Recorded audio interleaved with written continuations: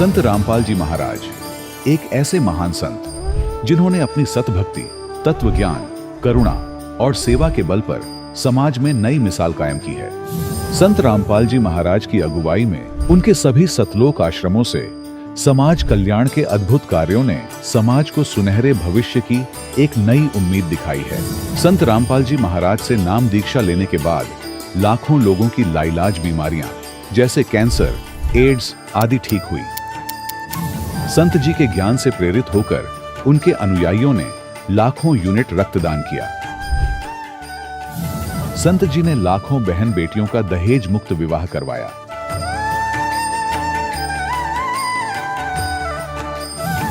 संत जी ने लाखों लोगों का नशा छुड़वाया, करोड़ों उजड़े परिवार बसे। संत जी के आश्रमों में समागम के दौरान निःशुल्क नेत्र चिकित्सा, दंत चिकित्सा प्रदान की जाती है।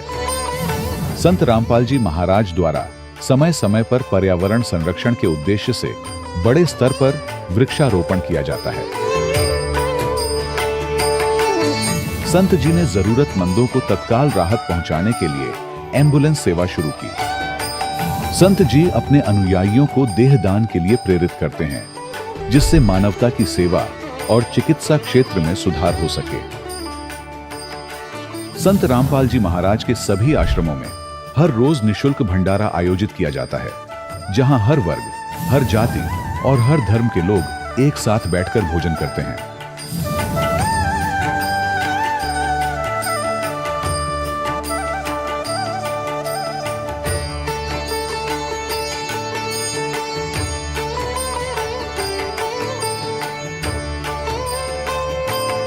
संत रामपाल जी महाराज के आश्रम में हजारों बुजुर्गों को सम्मान और प्यार के साथ जीवन जीने का अवसर मिलता है।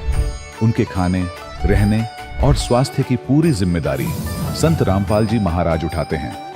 अनाथ बच्चों के लिए संत रामपाल जी महाराज के सभी आश्रम किसी वरदान से कम नहीं। यहाँ उन्हें शिक्षा, संस्कार और भविष्य के लिए बेहतर अवसर प्रदान किए जाते हैं।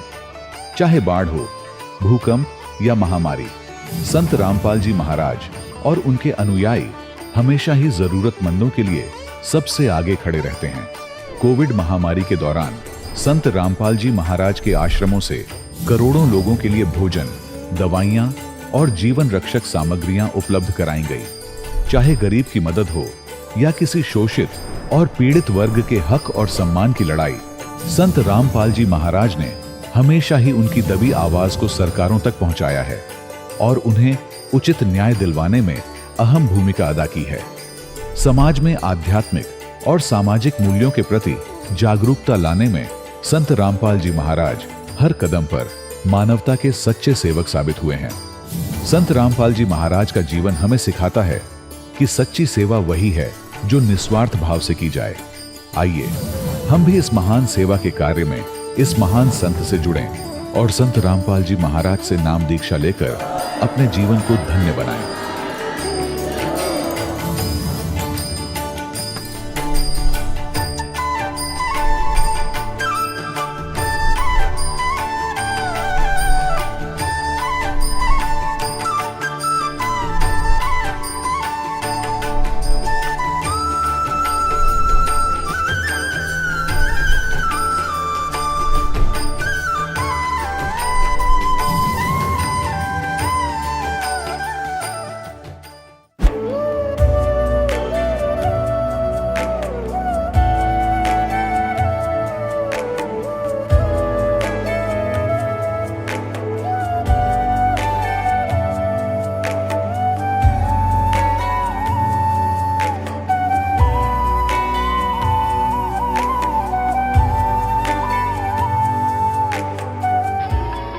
प्रभु राम देव भगवान अल्लाह खुदा ईश आदि नाम एक ही शक्ति के हैं।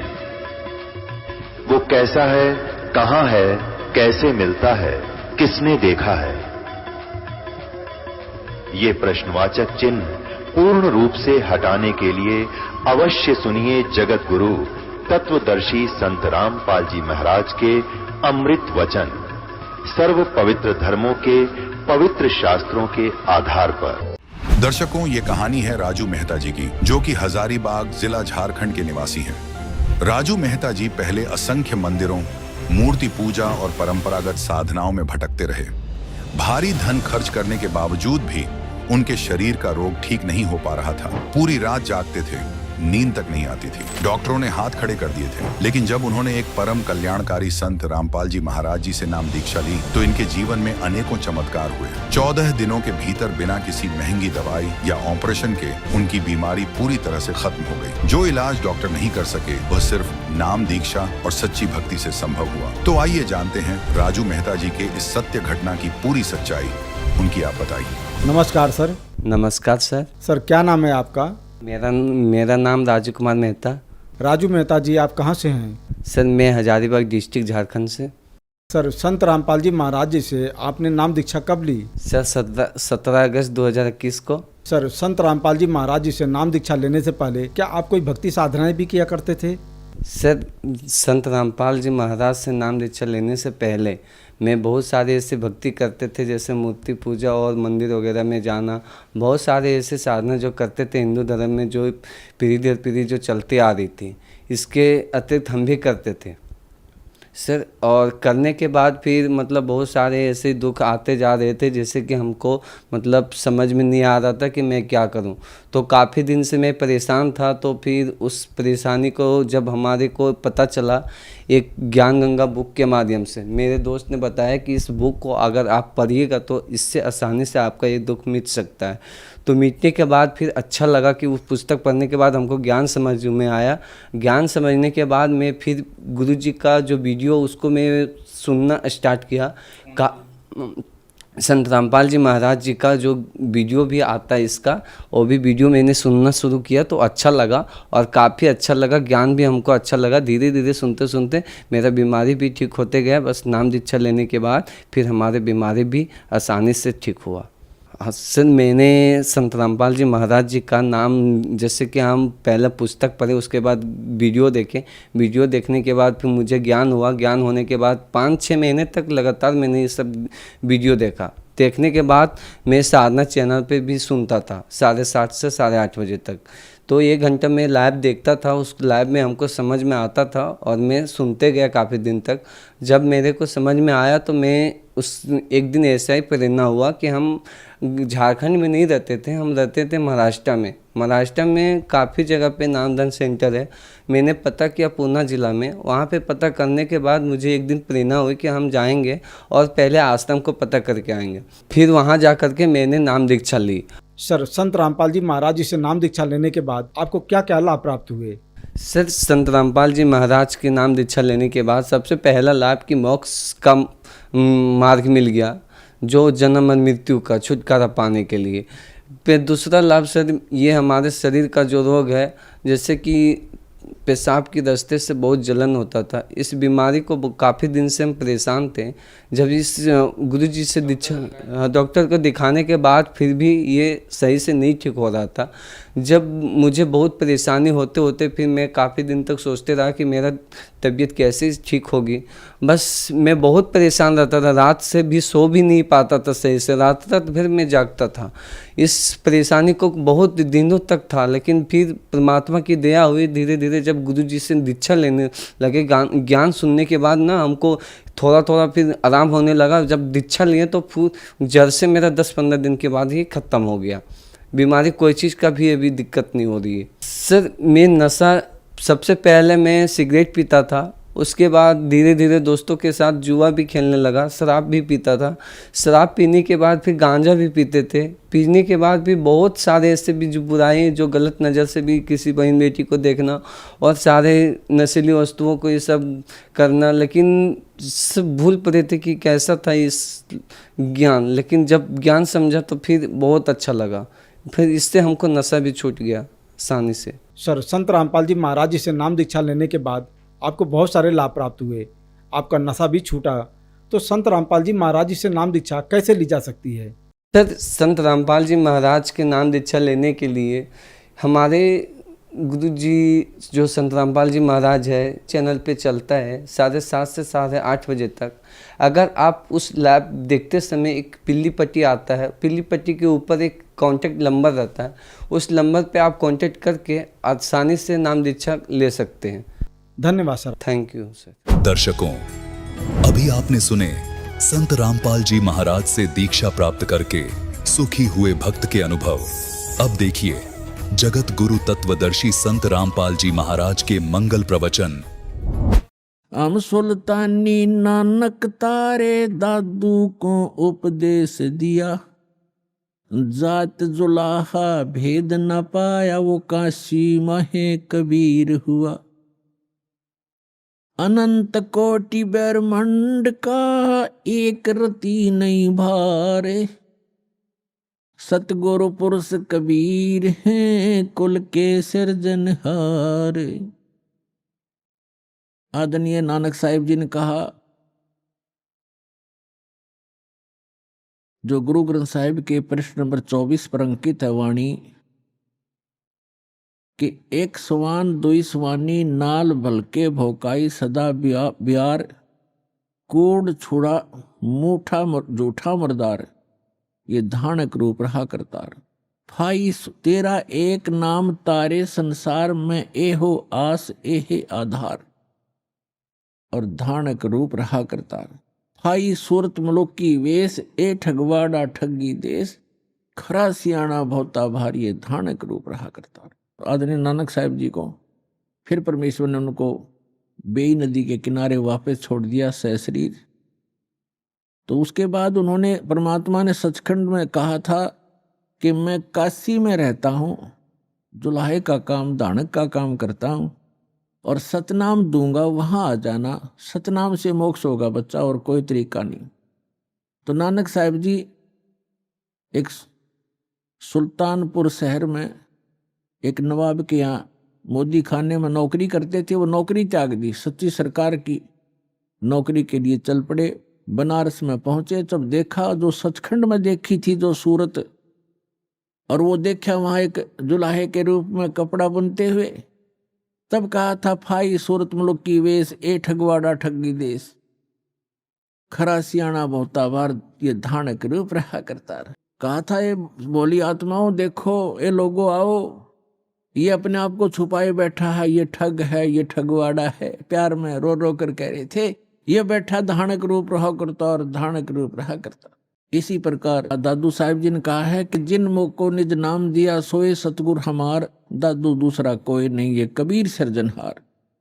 और मुल्कदास जी ने कहा था, जपोरे मन साहेब नाम कबीर, जपोरे मन परमेश्वर नाम कबीर। और फिर कहा है कि दास मलोक सलूक कहत है, खोजो खसम कबीर, जपोरे मन परमेश्वर नाम कबीर। काफी लंबा प्रकरण है, लेकिन हम थोड़ा थोड़ा आपको प्रमाण दे रहे हैं। और आदरणीय धर्मदास जी ने कहा है, आज मोहे दर्शन दियो जी कबीर, आज मोहे दर्शन दियो जी कबीर, सतलोक से चल कर आए, सत्यलोक से चल कर आए, काटन काल की जंजीर, आज मोहे दर्शन दियो जी कबीर, आज मोहे दियो जी कबीर। तो ऐसे इन महापुरुषों ने परमात्मा के गुणगान किए। और गरीबदास साहिब जी कहते हैं, अनंत कोट ब्रह्मांड का एक रति नहीं भार, और सतगुरु पुरुष कबीर हैं ये कुल के सिरजनहार। गरीबदास साहिब जी ने अपनी अमृतवाणी में परमात्मा की महिमा और हमें जो भगवान ने यहाँ क्रिया करने के संकेत दिए हैं, आदेश दिए हैं, वो वर्णन किया है, सुनाते हैं। क्या बताते हैं? कस्तूरी नाम कबीर है, ये बिन छेड़े मैं कंत, आद अंत की कहते हूँ पटतर कोई न संते। ना गरीबदास जी कह रहे हैं कि कस्तूरी नाम कबीर है, बिन छेड़े महकंत, और आद अंत की कहते हूँ पटतर कोई न संत। कि जैसे कस्तूरी को चाहे कोई छुओ या ना छुओ, उसमें से प्रॉपर महक आती ही रहती है अपने आप ही। यानी परमात्मा कबीर जी की शक्ति अपने आप झलकती रहती है। जो संत उससे जुड़ जाता है, जो भक्त उससे जुड़ जाता है परमात्मा से, तो वो पल पल साथ रहता है और आभास कराते हैं परमात्मा कि मैं साथ हूं भाई बच्चे। और वो भक्त फिर पल पल में परमात्मा से मिलने वाले लाभ को महसूस करता है। तो यहाँ कहते हैं कस्तूरी नाम कबीर है, परमात्मा से प्राप्त जो मंत्र है, परमात्मा की शक्ति उस मंत्र जाप करने वाले के अंदर अपने आप कार्य करती रहती है। और बिन छेड़े महकंत, आद अंत की कहते हूं पटतर कोई न संत। गरीबदास जी कहते हैं शुरू से और अंत तक बताता हूं कि इस परमेश्वर कबीर जी के बराबर कोई संत भी नहीं है, भगवान भी नहीं है, समर्थ है। चिदानंद चंदन कला अवगत लहर उठंत, और झिन आकार अजोख पद तिरकुटी में दिखंत। तिरकुटी भिरकुटी मेट दे, घट के घाट अनंत, और घट मट से न्यारा रहे जाका आदि न अंत। अब क्या बताते हैं कि जो तुम इस बॉडी में परमात्मा को देखने की चेष्टा करते हो, इसके अंदर परमात्मा का केवल प्रतिबिंब ही देख सकोगे। वो परमात्मा जहाँ रहता है वो स्थान भिन्न है, वहाँ जाने की विधि भी उस सूक्ष्म वेद में ही वर्णित है, अन्य किसी ग्रंथ में नहीं है। नैनो मद निरखत रहे अवगत नाम कबीरे, बेड़ा पार लगाए हूँ सुरत सरोवर तीरे। दो नैनों बिच कमल है उजल हिरंबर धामे, शेष शेष पुन रटत हैं जिन्होंने पाया वो राम। शेष 88 ना गए 2400 पर चोखे, 3300 पर तलब है कोई बकरा कोई भूखे। शेष 88 ना गए 2400 पर चोखे, 3300 पर तलब है कोई बकरा कोई भूखे। अब क्या बताते हैं परमात्मा?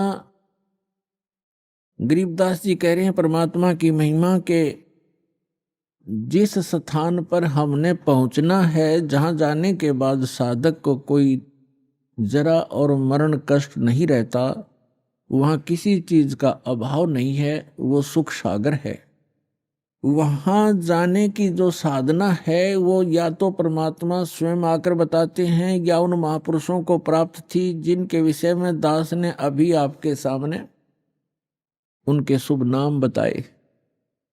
लेकिन उन महापुरुषों को हमने महत्व नहीं दिया। उस समय जिस समय वो प्रगट थे, उनके जाने के बाद भले ही हम ढेर सारे अनुयायी भी बन गए, लेकिन जो रहस्य उन छुपा गए वो अपने एफिडेविट अमृतवाणियों में अब एफिडेविट बना गए, लिख गए, उनको वो खुद ही समझ सकते हैं, उसमें कोड वर्ड होते हैं।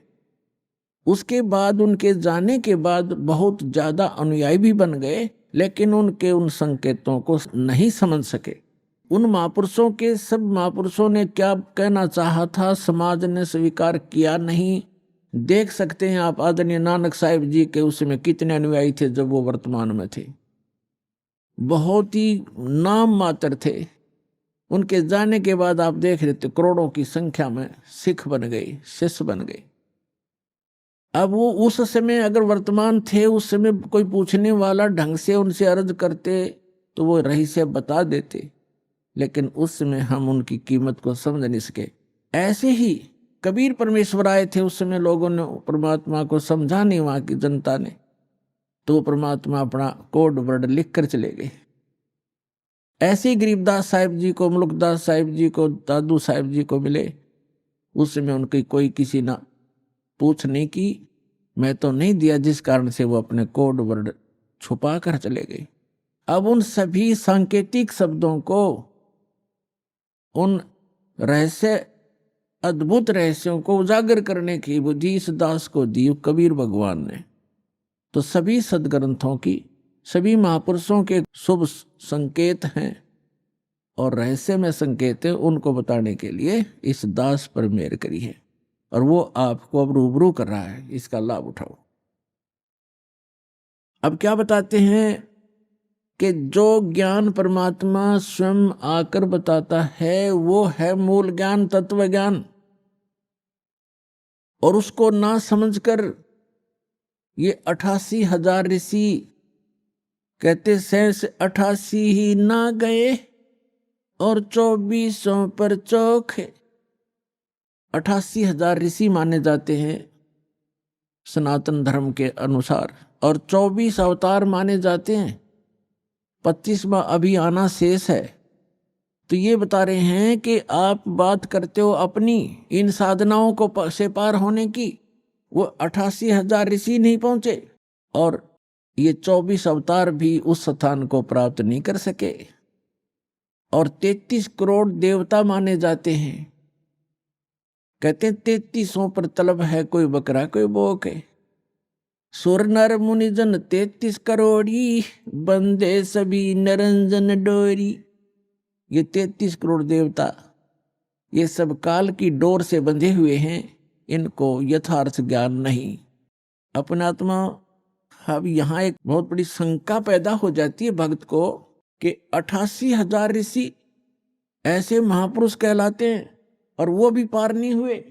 पुण्यात्माओं, ये कहने से नहीं परमाणु से सिद्ध होगा कि न तो ब्रह्मा विष्णु महेश को ज्ञान था और ऋषियों को तो होगा कहाँ, क्योंकि ब्रह्मा जी से ही ज्ञान प्राप्त है इनको।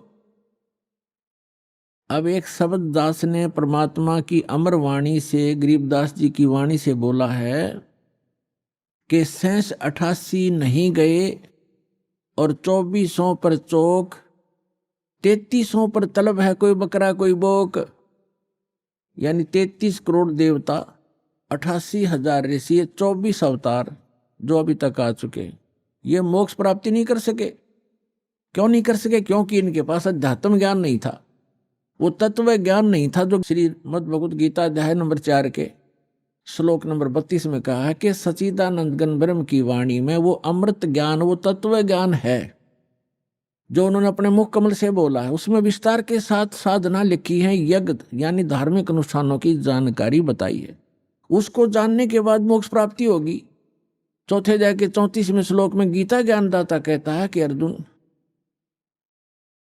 उस तत्व ज्ञान को जो सच्चिदानंद घन ब्रह्म की वाणी में लिखा है, उस तत्व ज्ञान को तू तत्वदर्शी संतों से जाकर समझ, उनको दंडोत प्रणाम करने से, कपट छोड़कर सरलतापूर्वक प्रश्न करने से वो तत्वदर्शी संत तुझे उस तत्व ज्ञान का उपदेश करेंगे।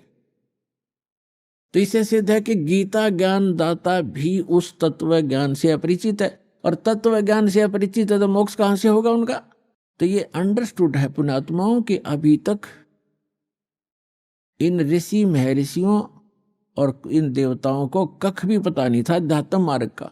केवल डरे डोते रहे, सिद्धियां प्राप्त कर लेते, आकाश में उड़ जाने की, पृथ्वी के ऊपर चलने की, सागर को पी जाने की। ये तो अपना जीवन नाश करने के एक चमत्कार हैं, और मोक्ष प्राप्ति के लिए वो मंत्र जो उसका आधार है वो इनको प्राप्त नहीं हुआ। अब इसका प्रमाण देखते हैं। श्री ब्रह्मा जी से ज्ञान प्राप्त है इन सभी ऋषि महर्षियों को, और ब्रह्मा जी को कितना ज्ञान है? ब्रह्मा जी से ज्ञान विष्णु जी को प्राप्त हुआ, और ब्रह्मा जी से ही शिव को ज्ञान प्राप्त हुआ, अब ब्रह्मा जी से ही देवी को प्राप्त हुआ। अब ब्रह्मा जी को कितना ज्ञान है ये बताते हैं। ये देखते हैं अपने ही सदग्रंथों में। देखिए, और ये सचित्र मोटा टाइप ये यहां से प्रकाशित है।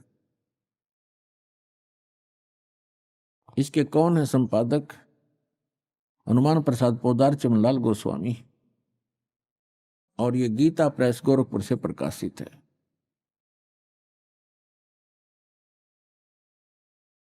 इसके आपको दिखाते हैं 28-29 पृष्ठ पे। ये है पहला स्कंद संक्षिप्त देवी भागवत देवी पुराण, और 28 पृष्ठ पे यहां Vyas ji, writer of the all Purana and Veda, Narad ji ने कहा, महाभाग व्यास जी, तुम इस विषय में जो पूछ रहे हो ठीक यही प्रश्न मेरे पिताजी ने भगवान श्री हरि से किया था। देवादिदेव भगवान जगत के स्वामी हैं, लक्ष्मी जी उनकी सेवा में उपस्थित रहती हैं, दिव्य कौस्तुभ मणि उनकी शोभा बढ़ाती है, वे शंख चक्र गदा लिए रहते हैं, पीतांबर धारण करते हैं, 4 भुजाएं हैं, वक्ष स्थल पर श्री वत्स का चिन्ह चमकता रहता है, वे चराचर जगत के आश्रय दाता है, जगत गुरु एवं देवताओं के भी देवता हैं। ऐसे जगत प्रभु भगवान श्री हरि यानी विष्णु जी महान तप कर रहे थे, उनकी समाधि लगी थी। यह देखकर मेरे पिता ब्रह्मा जी को बड़ा आश्चर्य हुआ। अतः उन्होंने उनसे जानने की इच्छा प्रकट की। ब्रह्मा जी ने पूछा, प्रभु आप देवताओं के अध्यक्ष, जगत के स्वामी, भूत भविष्य एवं वर्तमान के सभी जीवों के एकमात्र शासक हैं। भगवान, फिर आप क्यों तपस्या कर रहे हैं और किस देवता के आराधना में ध्यान मग्न है?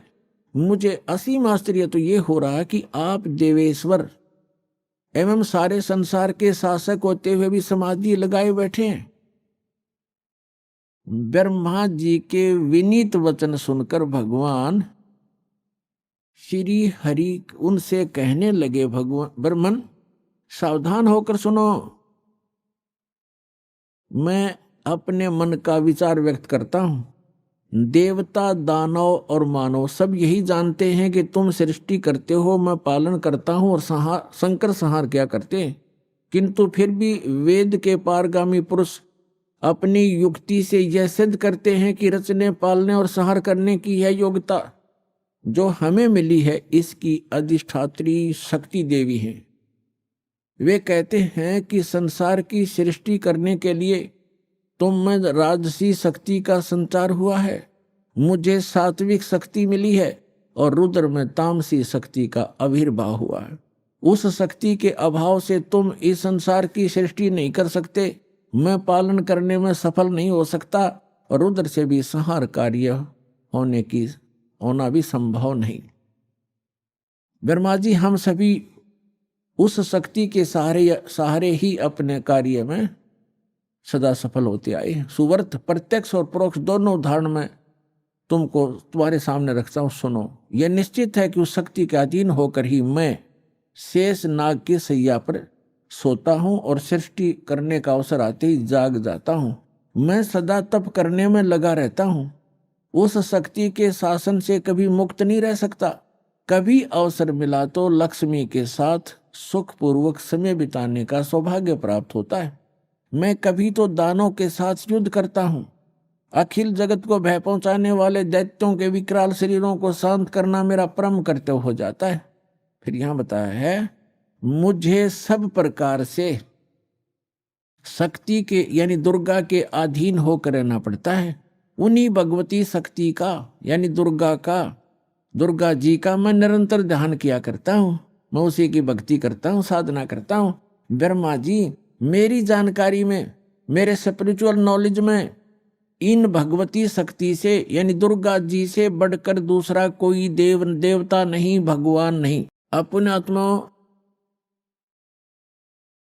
श्री ब्रह्मा जी, श्री विष्णु जी, नारद और व्यास जी के ज्ञान के स्तर का अपना पता लग गया कि ब्रह्मा जी तो श्री विष्णु जी को सर्वेश्वर, सब जगत का रचनहार, सब का पालनहार बता रहा है, और विष्णु जी कह रहे हैं मैं तो दुर्गा से ऊपर कोई भगवान नहीं मानता, दुर्गा ही सब कुछ है और मैं उससे ऊपर किसी भगवान से, किसी देव से परिचित नहीं हूं, उससे ऊपर कोई शक्ति ही नहीं है। आगा सत्र श्री विष्णु जी के ज्ञान का, और इन्हीं से ज्ञान प्राप्त है श्री शंकर जी को। अपने आत्मा श्री देवी जी कैसा ज्ञान रखती हैं, उनके पास ले चलते हैं आपको। ये देखिएगा 562 पृष्ठ पर 7वां स्कंद इसी पवित्र पुराण का 7वां स्कंद। संक्षिप्त देवी भागवत 562 पृष्ठ पे। देवी का द्वारा हिमालय को ज्ञानोपदेश। देवी जी हिमालय राजा को ज्ञान बता रही है और ब्रह्म के विषय में जानकारी दे रही है, ब्रह्म स्वरूप का वर्णन। श्री देवी जी कहने लगी, पर्वतराज, पहले तो अपने विषय में बताया, फिर कहा है उस ब्रह्म का क्या स्वरूप है यह बतलाया जाता है, जो प्रकाश स्वरूप सबके अत्यंत समीप में स्थित हृदय रूप गुहा में स्थित होने के कारण गुहाचर नाम से प्रसिद्ध और महान पद अर्थात परम प्राप्य है। वह समस्त प्रजा के ज्ञान से परे है, अर्थात किसी की बुद्धि में आने वाला नहीं है, यह तुम जानो। जो परम प्रकाश रूप है, जो सूक्ष्म से भी अत्यंत सूक्ष्म है, जिसमें संपूर्ण लोक और उन लोकों में निवास करने वाले प्राणी स्थित हैं, वही ये अक्षर ब्रह्म है, वही सबके प्राण है, वही सबकी वाणी है और वही सबके मन है, वह यह परम सत्य और अमृत अविनाशी तत्व है। सौम्य उस वेदने योग्य लक्ष्य का तुम वेदन करो, मन लगाकर उसमें तन्मय हो जाओ। सौम्य उपनिषद में कथित महान अस्त्र रूप धनुष लेकर उस पर उपासना द्वारा तीक्ष्ण किया हुआ बाण संधान करो और फिर भावनागुत चित्त के द्वारा उस बाण को खींचकर उस अक्षर रूप ब्रह्म को ही लक्ष्य बनाकर वेदन करो। प्रणव यानी ओम तो धनुष है, जीवात्मा बाण है और ब्रह्म को उसका लक्ष्य कहा जाता है। अब देवी जी क्या कह रही है? श्री देवी कह रही है कि सब एक ओम नाम का जाप करो, ब्रह्म पाने का उद्देश्य रखो, दैट्स ऑल। जीवात्मा तो साधना करे और ओम का जाप करे, ब्रह्म प्राप्ति का उद्देश्य रखे। आगे देखो स्पष्ट किया है, लक्ष्य कहा जाता है।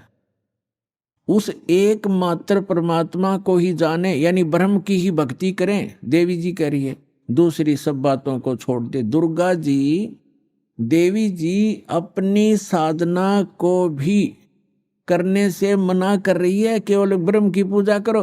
और विष्णु जी कह रहे हैं कि मैं देवी जी दुर्गा से ऊपर कोई शक्ति नहीं मानता, कोई भगवान नहीं है, मुझे ज्ञान ही नहीं है।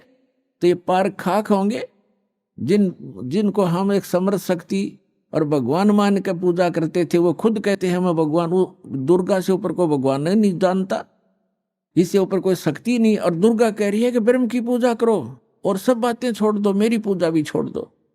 तो क्या ज्ञान था विष्णु जी को और क्या ज्ञान था ब्रह्मा जी को? और शंकर जी भी उन्हीं से ज्ञान प्राप्त है।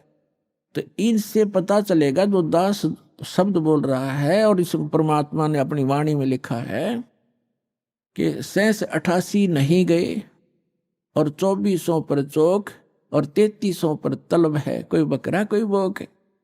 सुर नर मुनिजन 33 करोड़ी सुर देवता, और ये 33 करोड़ मुनिजन सब 33 करोड़ देवता ये काल के बंधे हुए हैं, इनको ऊपर का ज्ञान नहीं है। यही इसी की सत्य असत साधना जो इनके सतर की उसको कर करके अपना जीवन यही व्यतीत कर रहे हैं।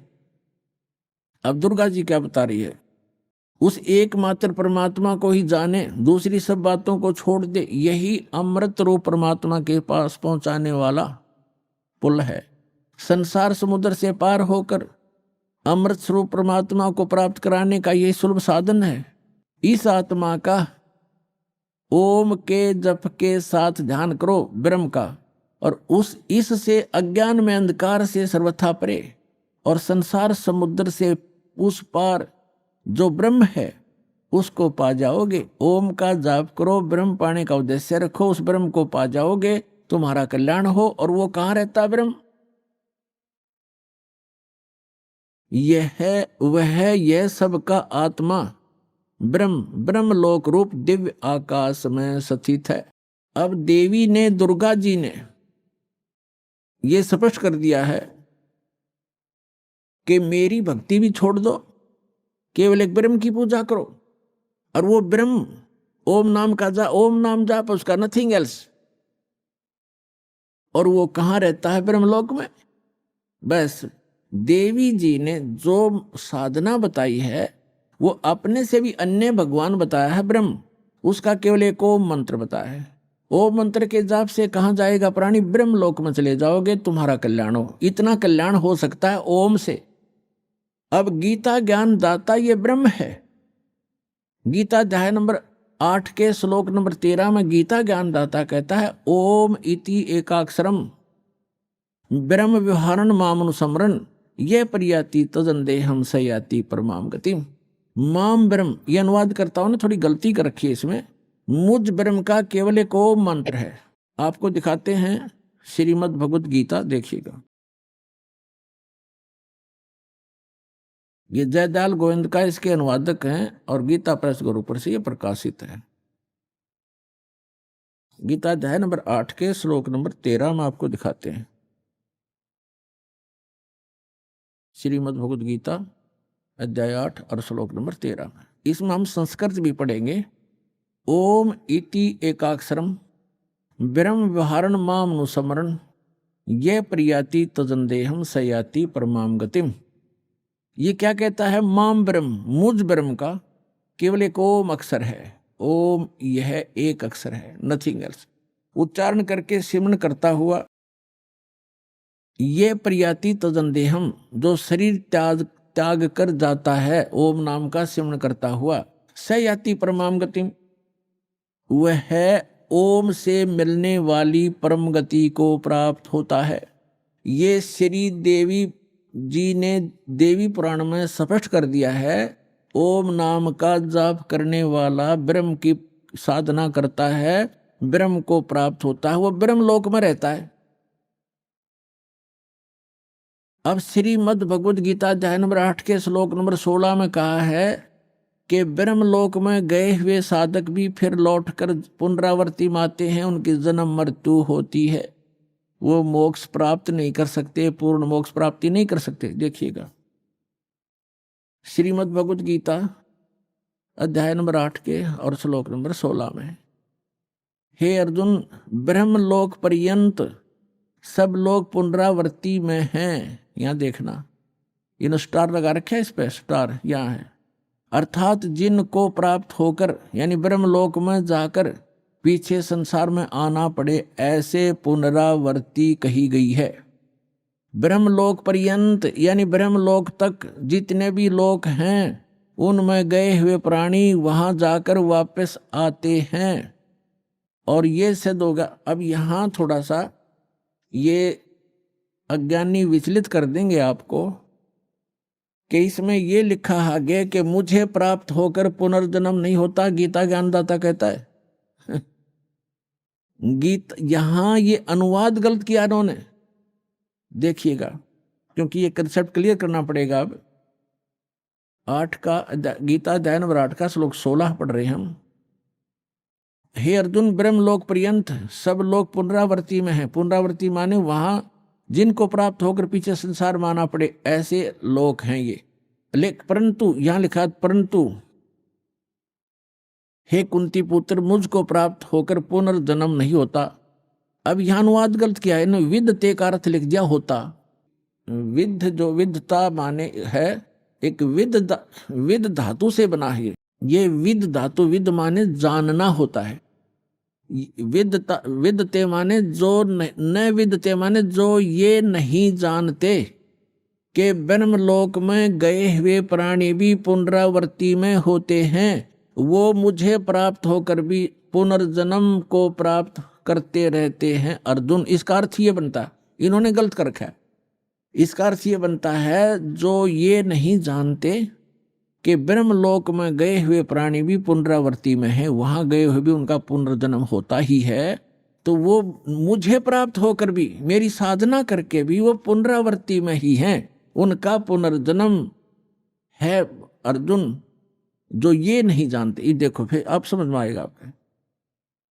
ये लिखा है अब्रह्म भुवनाथ लोका पुनरावर्ती ने अर्जुन। यह कहता है कि माम उपेते तु कौनते पुनर्जन्म, मुझे प्राप्त होकर पुनर्जन्म है। न विदते माने जो ये नहीं जानते कि अब्रह्म भुवनाथ लोका पुनरावर्ती ने अर्जुन, माम उपेते तु कुंते पुनर्जन्म, मुझे प्राप्त होकर तो अर्जुन पुनर्जन्म ही होता है, जो ये नहीं जानते। अभी आपने सुने संत रामपाल जी महाराज के मंगल प्रवचन।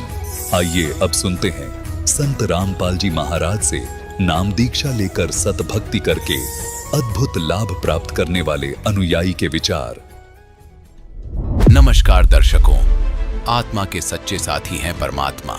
हर एक मनुष्य की आत्मा कभी न कभी उस सर्वशक्तिमान परमात्मा से बिछड़ने का दुख महसूस करती है। तब तक उसे तलाशती है जब तक उसकी ये चाह पूरी ना हो जाए। इसी तरह सच्चे परमात्मा की तलाश में थे इंदौर, मध्य प्रदेश के सागर शर्मा जी। बचपन से ही पारंपरिक देवी देवताओं की पूजा की। उसके बाद राधा स्वामी सत्संग ब्यास की साधना में काफी समय बिताया। इसी खोजबीन में परमात्मा के प्रति लगन और तड़प में व्याकुल सागर जी ने शिव शंकर का जाप किया। फिर माता को बड़ा मानकर उनकी पूजा अर्चना में जुट गए।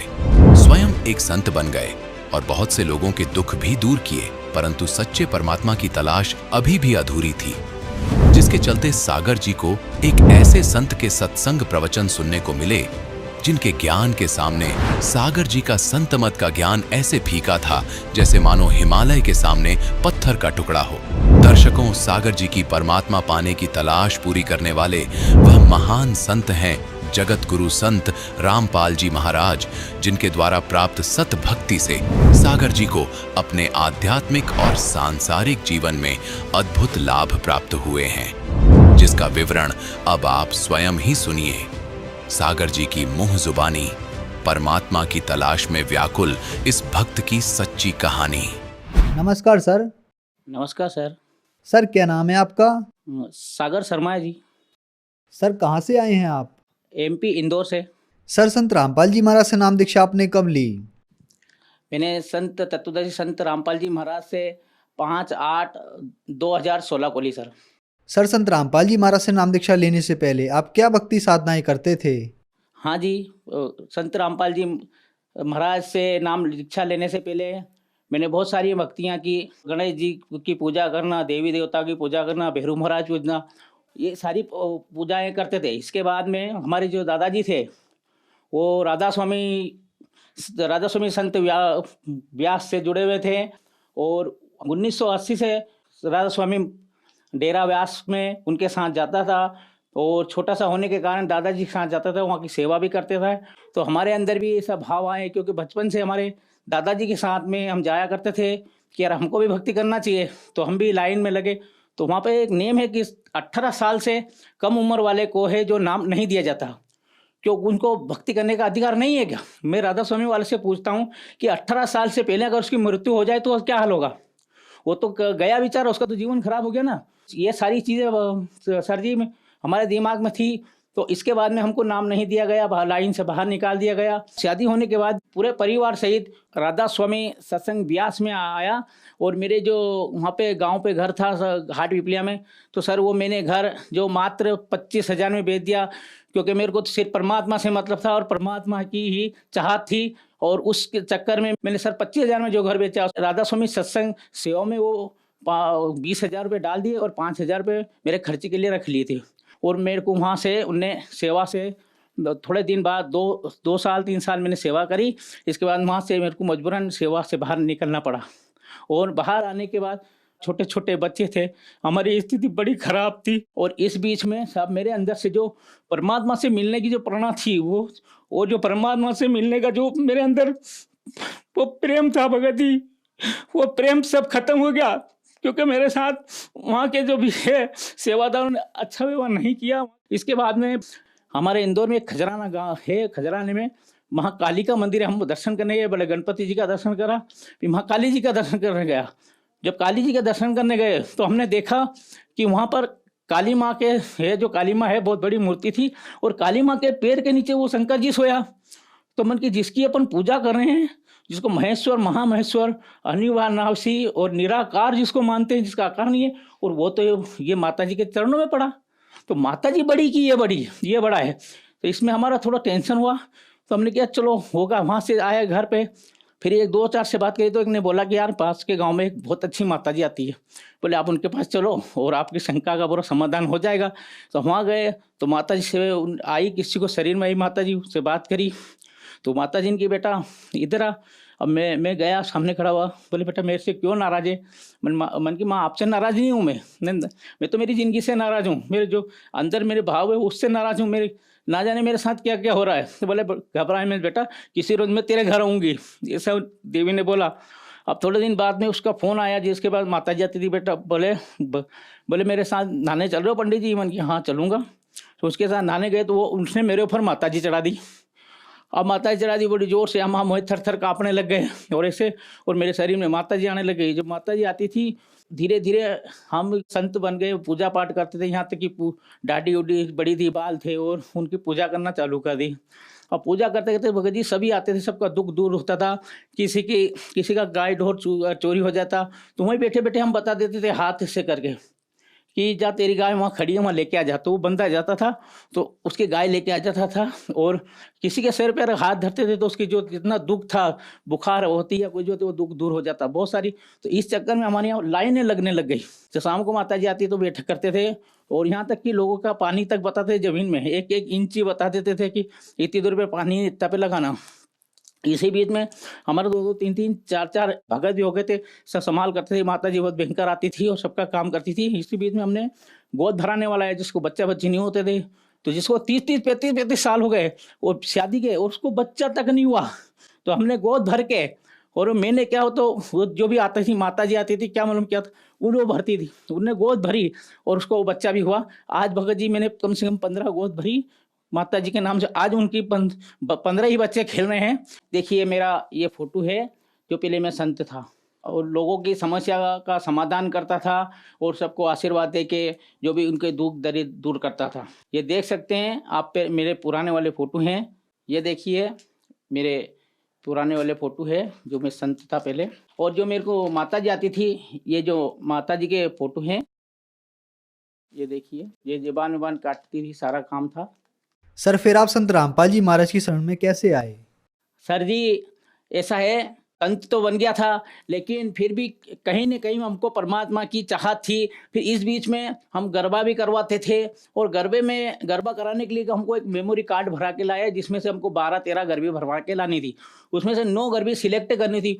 तो मैं और हमारी जो धर्मपत्नी है, हम दोनों मिलकर सिलेक्ट करते थे। तो उसमें हम एक एक गरबी हम चला के देखते थे मोबाइल के अंदर। तो इसी बीच में संत रामपाल जी महाराज जी का बीच में सत्संग आ गया, और सत्संग भी था वो जो उनने बताया कि राधा स्वामी व्यास जी का सत्संग था, जिसमें सार वचन राधा स्वामी एक किताब ही संत रामपाल जी महाराज जी ने वो किताब खोल के बताई। उसके अंदर उन्हें बताया कि स्वामी जी महाराज है जो आगरा के सेठ शिव दयाल जी थे, इनको प्यार से सब लोग स्वामी जी महाराज कहते थे, और इनकी पत्नी का नाम था राधा। तो हमारा दिमाग की घंटी बज गई, अरे बाप ये क्या हुआ, ये तो राधा स्वामी नाम ऐसे धरा। और फिर आगे लिखा, स्वामी जी महाराज कहते हैं कि राधा स्वामी मत मेरा चलाया नहीं है, ये तो शिव दयाल का चला हुआ है जो स्वामी जी महाराज का सेक्रेटरी था। तो ये भी क्लियर हो गया कि राधा स्वामी मत इनका नहीं चलाया हुआ है। फिर हमारे संत रामपाल जी महाराज जी ने बताया, इनके जो सेवा में एक इनकी बहन थी बुक्की, वो बुक्की है जो इनके बिस्तर करती थी, इनके जो कपड़े उपड़े साफ करती थी, और इनकी जो हुक्का भरती थी। स्वामी जी महाराज को हुक्का पीने की आदत थी, तो हुक्का पीते थे। अब हुक्का पीने की आदत थी, हुक्का पीते थे, और तो वो उनका इंतकाल हो गया। इसके बाद में वो जो स्वामी जी महाराज जो बुक्की के शरीर में आने लग गए, वो सारी इनकी समस्या जो है जो हल करती थी, वो बताते थे। स्वामी जी महाराज शरीर में आने जो भी समस्या थी हल करती थी, सबको आशीर्वाद देती थी। और फिर संत रामपाल जी महाराज जी ने बोला कि जो शरीर में आए वो भूत। हमको एकदम करंट सा लगा कि अरे बाप रे, ये कह रहे कि जो शरीर में आए वो भूत, और स्वामी जी महाराज वो भूत थे, और इन्होंने मेरे दादाजी को भूत की भक्ति करवा दी। फिर संत रामपाल जी महाराज ने फिर गीता जी भागवत जी में फिर खोल के बताया। गीता जी अध्याय नंबर 9 के पृष्ठ 25 पे स्पष्ट लिखा है कि जो भूत की भक्ति करेगा भूत को प्राप्त होगा, वो देवी देवता को पूजेगा वो देवी देवता को प्राप्त होगा, और पितृ को पूजेगा वो पितृ को प्राप्त होगा। अब हमको तो डर जैसा लग गया कि इतने दिन तक अपन ने तो भूत की भक्ति करी जो शरीर में आती थी, ना जाने माता जी है कि भूत थे।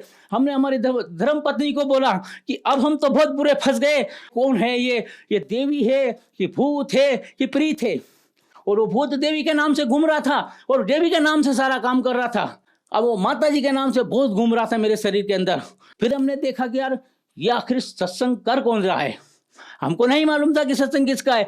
फिर हमने उसको रिपीट करके चलाया, 3 बार चलाया, 4 बार चलाया, जब पता चला कि संत रामपाल जी महाराज ये सत्संग कर रहे हैं। क्योंकि उनके बीच बीच में सत्संगों में उनके जो अनुयायी हैं बीच बीच में संत रामपाल जी महाराज की जय बोलते, तो हमको लगा कि ये संत रामपाल जी महाराज जी।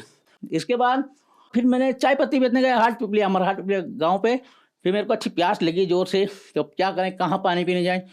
हम उनके यहाँ गए, जो संजू है, हमारे संजू दास जी है उनके पिताजी। तो मैं गया तो वहाँ जाके बैठा टेबल के ऊपर, उनके यहाँ उन्हें कुर्सी पे बैठे हुए थे वो। वहाँ हमने बैठे बैठे देखा कि वहाँ सामने संत रामपाल जी महाराज जी का वो फोटो दिख गया हमको। सर जी जो परमात्मा का फोटो देखा हमने संत रामपाल जी महाराज जी का, तो हमारे अंदर से वो डर था सर जी, वो बिल्कुल उतर गया कि अब हम सही जगह आए और अब हमको परमात्मा मिल जाएंगे।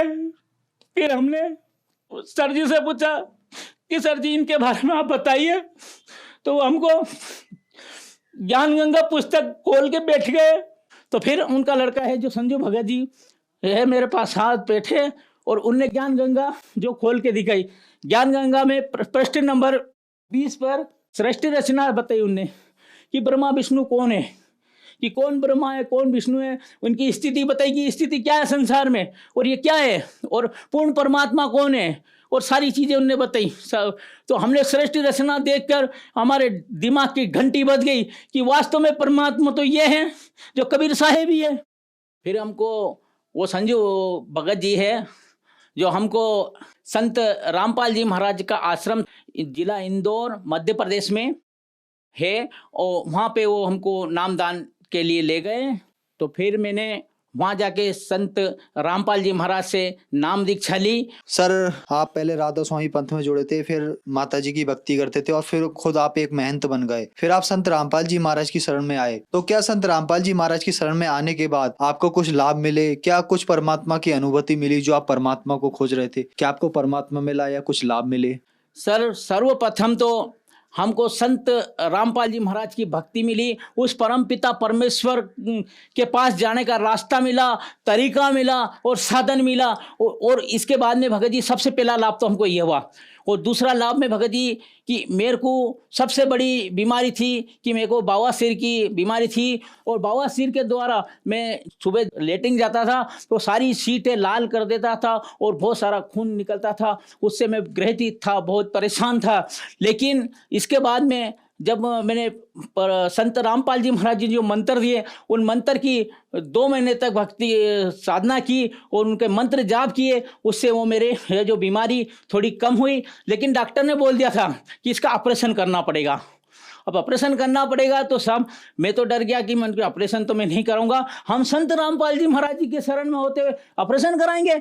इसके बाद हम हमारे संत रामपाल जी महाराज जी से हमने प्रार्थना की कि हे परमेश्वर, हे दाता, हे कबीर साहब जी के अवतार, आप भी हमारे सब कुछ हो, आप भी हमारे डॉक्टर हो, आप भी हमारे सब कुछ हो। आपके होते हुए और दास को ये बीमारी हो जाए, आप तो अच्छे अच्छे के कैंसर साफ करे, अच्छे अच्छे की बीमारियां साफ करी, यहाँ तक कि पेट के अंदर गठाने थी वो भी आपने गड़ा दी। तो ये दास की तो छोटी सी बीमारी, आप नहीं परमात्मा, आप इसको बीमारी को सही नहीं कर सकते।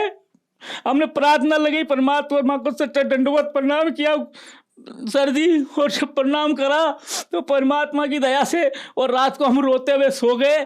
जब सुबह देखा तो हमारे बिस्तर में खून ही खून पाया गया।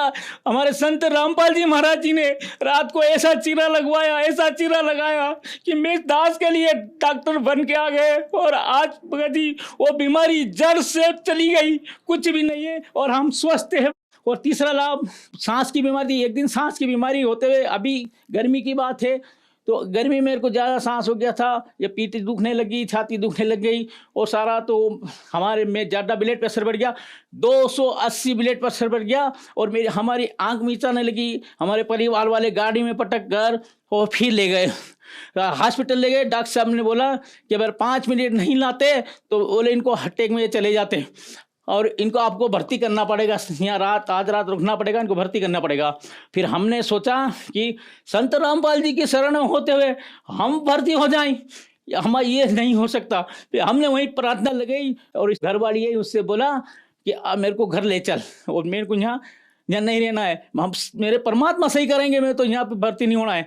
फिर डॉक्टर बोला कि आप हमको लिखित में दे दो कि कल से इनको कुछ हो गया तो उसकी जवाबदारी मेरी। तो भगत जी हमारे घर वाले ने, बच्चे ने, हमारे बेटे ने और मेरी घर वाले ने दो ने साइन करा पेपर पे। जब जाकर उन्हें छुट्टी दी हम घर गए और उन्हें 2 गोली दी थी और एक इंजेक्शन दिया था कि जब जरूरत लगे तो 2 गोली खाना और मार्केट से लेके आना और आपको जब तक जिंदगी भर खाना पड़ेगा, नहीं तो ब्लड प्रेशर आके आपको हार्ट अटैक हो सकता है।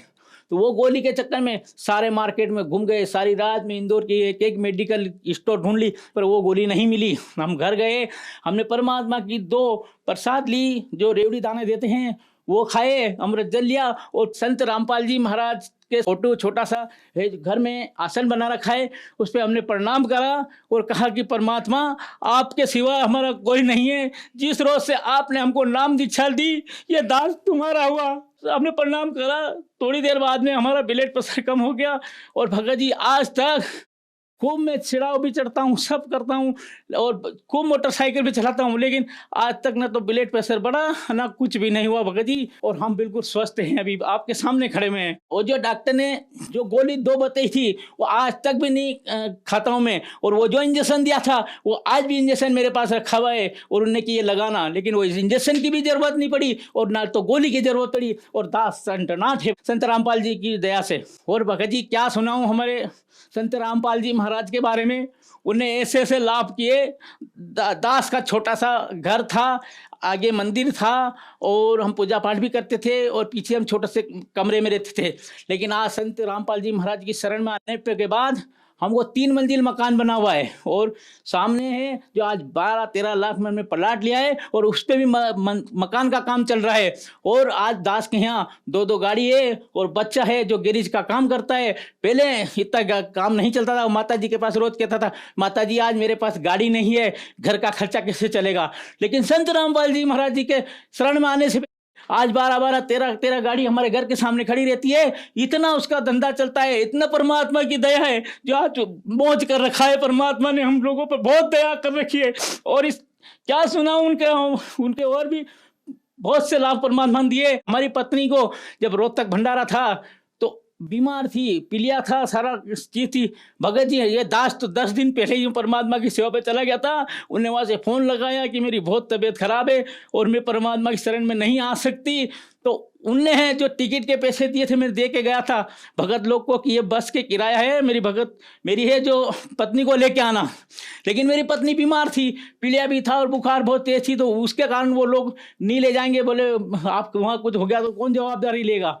फिर हमारी भगतमती ने संत रामपाल जी से आराधना लगाई कि हे परमात्मा आपके होते हुए और मैं भंडारे में नहीं जाऊँ, आपका भंडारा देखने लायक मैं नहीं हूँ क्या, इस दासी ने ऐसा क्या गलती कर दी।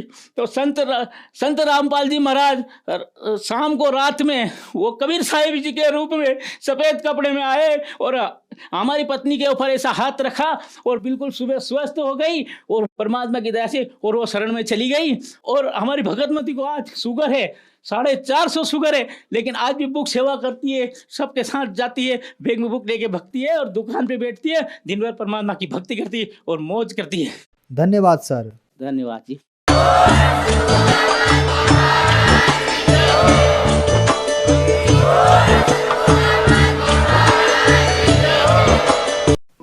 आप सुन रहे थे जगत गुरु तत्वदर्शी संत रामपाल जी महाराज के मंगल प्रवचन।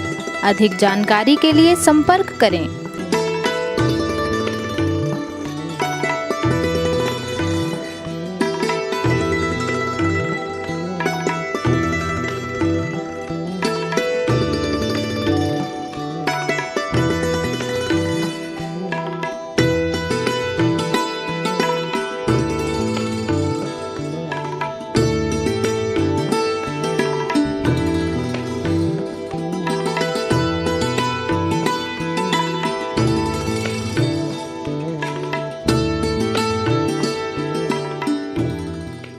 जगत गुरु तत्वदर्शी संत रामपाल जी महाराज जी के पावन सानिध्य में भक्ति की अलख जगाने तथा श्रद्धालुओं को सत्य भक्ति मार्ग का रास्ता दिखाने हेतु कनाडा के लोकप्रिय channel the TV NRI channel पर जगत गुरु तत्वदर्शी संत रामपाल जी महाराज जी के मंगल प्रवचनों का प्रसारण प्रतिदिन सुबह 7:30 बजे से 8:30 बजे तक तथा रात्रि 7:30 बजे से 8:30 बजे तक किया जा रहा है। इस सत्य भक्ति मार्ग को अपनाने के लिए अधिक से अधिक सत्संग प्रसारण देखें। इस सत्संग प्रवचन का सीधा प्रसारण संत रामपाल जी महाराज लाइव सत्संग YouTube चैनल और जगत गुरु संत रामपाल जी महाराज Facebook पेज पर भी देख सकते हैं।